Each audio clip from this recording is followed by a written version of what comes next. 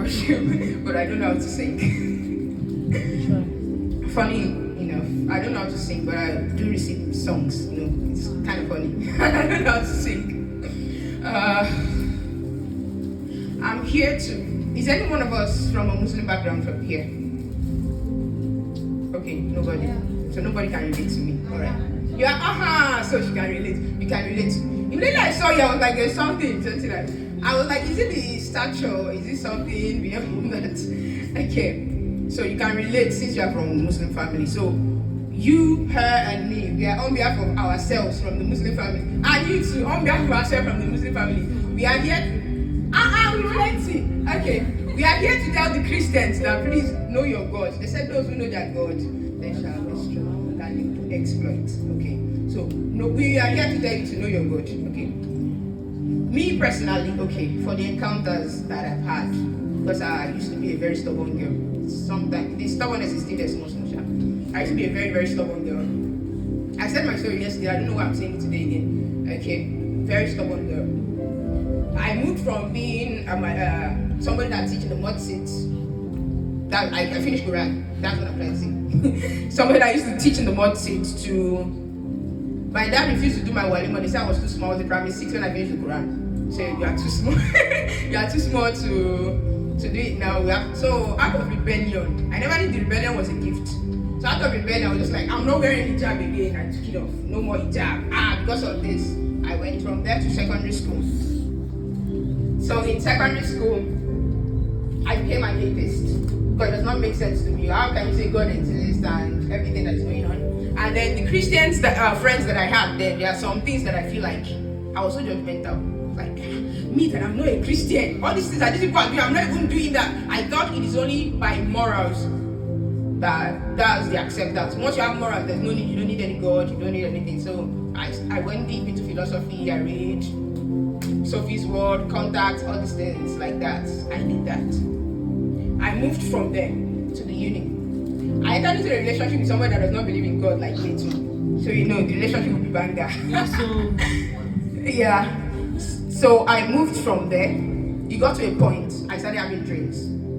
So I was in 300 level. I was like, what is happening? Even in this relationship, like, now if I marry this person, then we're going to give birth. Even though I don't believe in God, but I still feel like there's still something I need to teach my children. So what am I going to teach them? That was the thought. It moved. It got to a point I had to break up.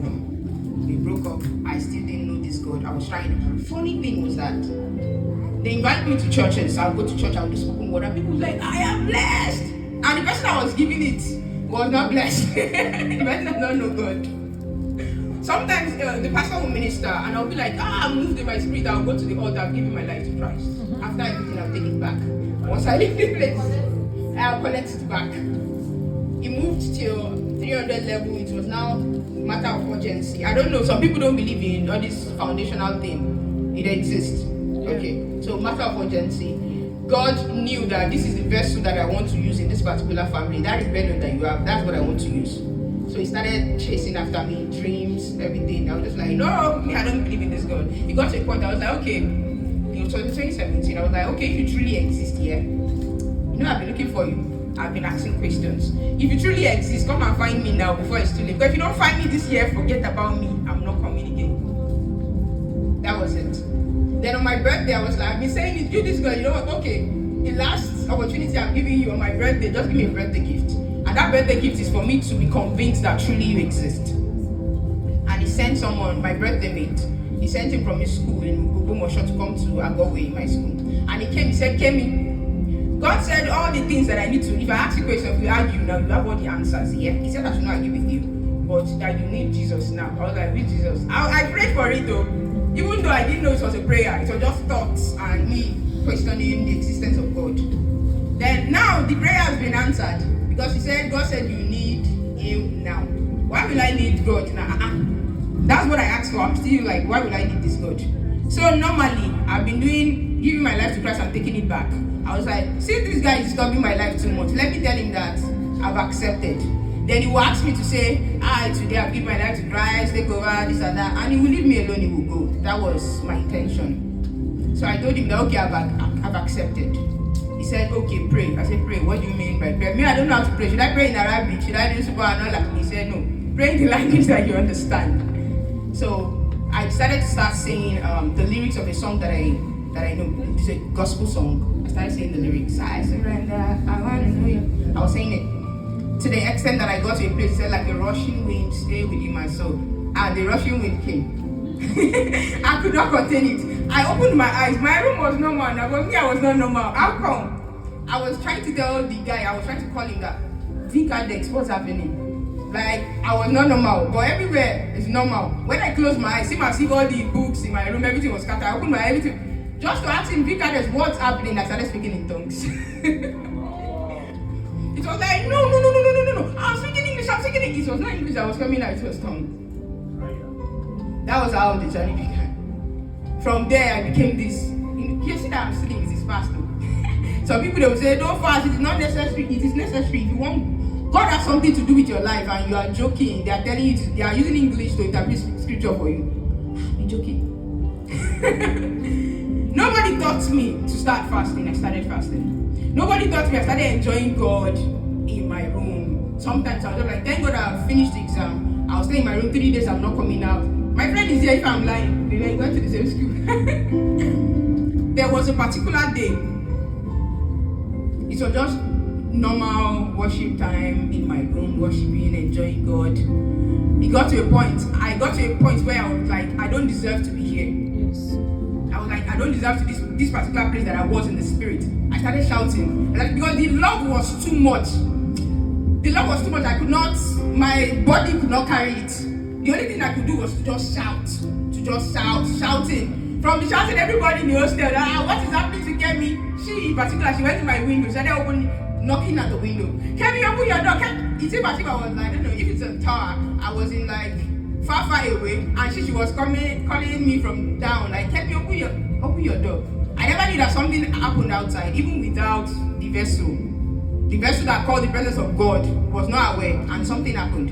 Eventually, when I came down from that place that I went, what is happening? I opened my door. I saw somebody on the floor. Yes.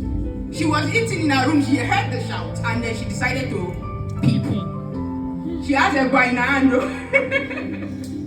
She was with the bar on the floor, shaking on the floor. I was like, what is happening? So this is power. This power even exists. That's why the fact that I've given my life to Christ. So there's still another dimension. This power exists. What should I do now? God, I don't know what to do. What would these Christian people do? What would pastor do? I didn't know what to do.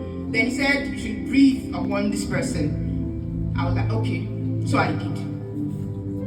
And ordinary Kemi, I breathed upon someone and the thing stopped. Much more like if God breathed upon you.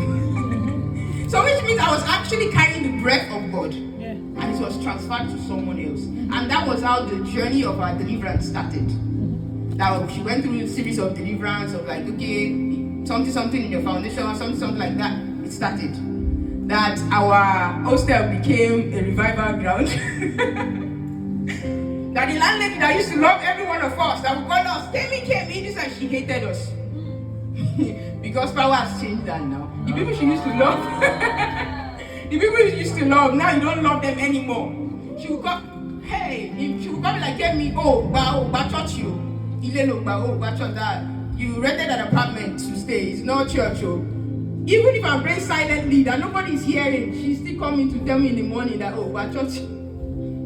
Normally, how we do in our local churches, like they will teach us that the enemy that is doing this, the enemy that is doing that, you don't know that it is God using these people to train you for where you are going to. That's why it is. I can't hate anybody. One of the stories that I shared yesterday about my dad, it was one of the people that God used. So, it was God trying to put me in hiding. If I had to think about all the things that God was doing with me, that I was doing with myself before, okay. But I just spoke on God, you go to Islam, you won, you go to Abuja, you won, you go to... Suddenly, God said, hide. Someone that is winning everywhere and she's nowhere to be found. God said, hide. And he used my dad in a way that I want to hate him, with the way it happened, to be the person that will put me in hiding. So, if you are seeing people hating you, you should know that it is the light that is in you that they are seeing. It is not that they want to hate you, it is the light. They are trying to challenge you to let the light shine. Let that light shine. Any moment you get to a point and you feel like this person does not like it is just say, God, what are you trying to teach me with these things? I am number one, somebody that goes to enter relationship, and before we enter the relationship, God will say, no, this is not it. Yet I will still go ahead. Yet I will still go ahead, I will still enter. Sometimes, they broke my heart, they did this thing. At the end of the day, it is not that they broke your heart. It is God teaching you something and you refuse to learn, and another person will come and they will still break your heart. So every point in time, with friendship, with relationship, if anything happens to you, it is not God, it's not them breaking your heart, it is God trying to teach you something. Ask God, what are you trying to teach me? In anything that happened to me, in my place of work, in my relationship, God, what are you trying to teach me? Until you learn what God is trying to teach you, you continue to go through this karmic circle. It will continue. That's the word I have for all of us today. Because we are Christians, yeah? Know your God.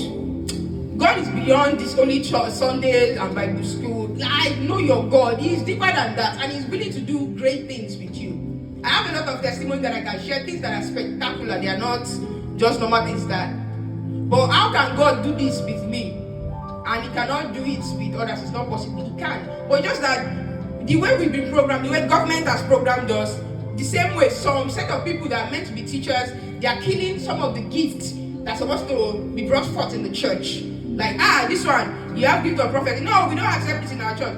This one, you have word of knowledge. No, it is, you are not actually the pastor. It is for you to grow in the secret. It's relationship koinonia with you and God. It's for you to grow. It's for you to grow. It's not for you to challenge yourself in the church and this and that. So God can do great things with you. Things that are beyond normal. He can do it with you. So I received something, I'm closing with this. Last month, on the 15th of last month, I received something that it said seed after seed. I wrote it in my notes. Then suddenly, I posted it and he saw it. He was like, and our program is on the 15th. I feel like God wants to do something. Yes, God wants to do something in 2025. We are going there. He wants to do something. And He needs us, like, if your heart has been broken, you need to heal. If you've been going through a moment of confusion, do you know what is called SWOT analysis? Yeah, He needs you to do that SWOT analysis today. Before 12 o'clock, maybe when you get home, just think about it. What are my weaknesses, my strengths, opportunities, what are the threats? Now 2025, He said He wants to do something with His children. And doing it is not like they'll be saying prophecy. No, it is you practicing. God does not want your perfection. He needs your practice. That I want to become this. Now that you want to manifest, manifestation means you are practicing. What you are practicing is manifestation. I say I want to be a great poet. Every day I'm practicing. I want to be somebody who carries love. Every day what I'm practicing is love. That's how you manifest. You are not manifesting by just saying the word. When you say the word, you conceive it in your mind, you say it, but you practice. That's how it comes to pass. So 2025, children of God is ready for us, but are you ready for God? In every way that you've been heartbroken, I don't know, maybe right now you should think about all the people that has broken your heart, all the mistakes you've made. Forgive yourself, forgive them. Forgive yourself, forgive them. You should think about it and start thinking about who are the people that has offended me. I forgive you, I forgive you, I forgive you. For the love of God, I forgive you. And in every way that I've been dimming my lights, Kemi, I forgive you. Kemi, from 2025, you need to shine. For me, you've given the strength, to pursue. Yes, say pursue and recover all. From 2025, I'm pursuing and recovering all.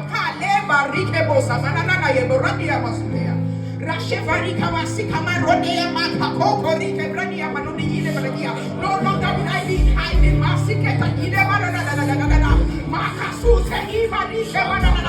forgive myself. In every way I've disobedient myself, I forgive myself. In every way I've been disobedient to my God.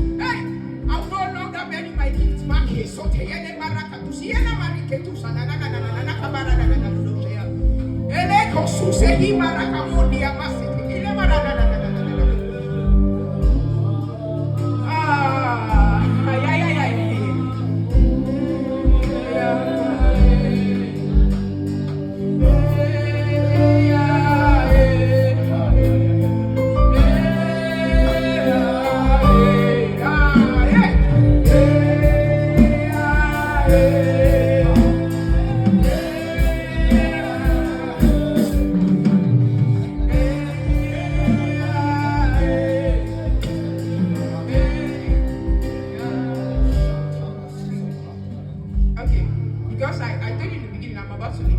I told you in the beginning that I don't know how to sing, that my voice, I always receive some. So before coming, I promised God that today, I'm going to disgrace myself. I promised that today, you know, I don't know how to sing. The voice is somehow. But I'll come out sing this with this voice, and God will appreciate it. And I'm scared to say it, to use this voice to sing in public.